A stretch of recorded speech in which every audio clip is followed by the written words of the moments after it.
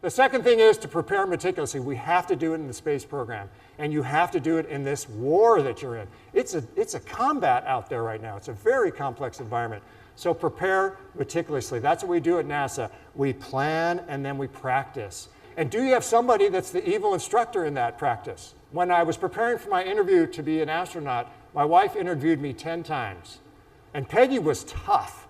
She was tough. She was the evil instructor.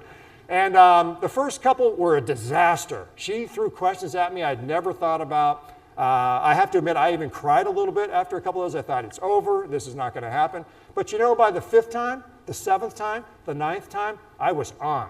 And when I got to that interview, I was on. And so preparing meticulously is so important, especially thinking about the contingencies. And the last thing we talked about at NASA is we really